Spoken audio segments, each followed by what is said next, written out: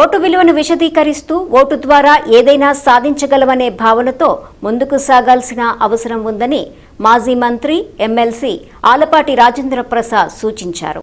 Telugu Desam party cluster booth ఇన్ఛార్జీలు booth కన్వీనర్ల సమావేశం బుధవారం సాయంత్రం ఎన్వీఆర్ కన్వెన్షన్లో నిర్వహించారు. మాజీ మంత్రి ఎమ్మెల్సీ ఆలపాటి రాజేంద్ర ప్రసాద్ అధ్యక్షత వహించారు.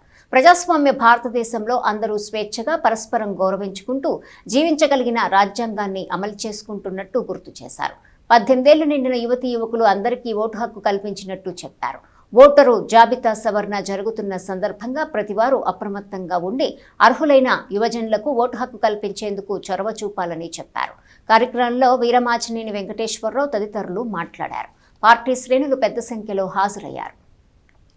18 ఏళ్లు పైబడిన ప్రతి ఒక్కరు కూడా ఓటరుగా నమోదు అవ్వాల్సిన బాధ్యత, నమోదు చేయించాల్సిన బాధ్యత ఎవరైతే రాజకీయాల పట్ల ఆసక్తి ఉన్నారో, రాజకీయ నాయకత్వం పట్ల ఆసక్తి ఉన్నామో వాళ్ళందరూ కూడా చైతన్యంతో ఆలోచన చేసి ఓటుకున్న విలువని విశదీకరిస్తూ ఓటు ద్వారా ఏదైనా సాధించగలమని చెప్పి నిరూపించుకుంటూ ఆ రకంగా మనం ముందుకు సాగాల్సిన అవసరం ఉంది. మరి ప్రజాస్వామ్యంలో ఒక్కొక్కసారి తప్పని పరిస్థితుల్లో ఎవరైతే పాలకులుగా ఉన్నారో ఆ 5 ఏళ్ళు ఇచ్చినటువంటి కాలానుగుణంగా వాళ్ళు పరిపాలించే హక్కు ఉండటం వల్ల ఈ రోజున ఓటు హక్కుకి ఎంత గౌరవం ఉందో, ఎంత బలం ఉందో, ఎంత విశృంఖలత్వానికి దారితీసే విధంగా ఓటు హక్కు ఒక్కొక్కసారి దారితీస్తూ కూడా మనం చూసిన సందర్భాలు ఉన్నాయని చెప్పి మనం గమనించాల్సిన అవసరం ఉంది.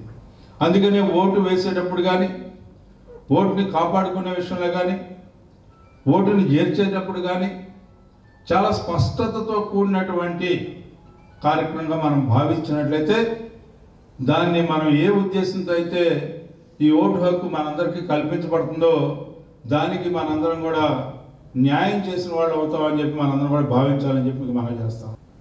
గ్రామ పార్టీ నుంచి మండల పార్టీ ఉంది, మండల అనుబంధ సంస్థలు ఉన్నాయి, గ్రామంలో గ్రామ అనుబంధ సంస్థలు ఉన్నాయి, అదేవిధంగా నియోజకవర్గ స్థాయిలో ఉన్నాయి, జిల్లా స్థాయిలో ఉన్నాయి, రాష్ట్ర స్థాయిలో ఉన్నాయి. మనం నియోజకవర్గంలోనే మనం 17 అనుబంధ కమిటీలు ఉన్నాయి. 17x15 మేజర్ కమిటీ ఒకటి ఉంది. మండలంలో కూడా 17x15 ప్రతి కమిటీ, మళ్ళీ అది కాకుండా గ్రామ పార్టీ ఉంది.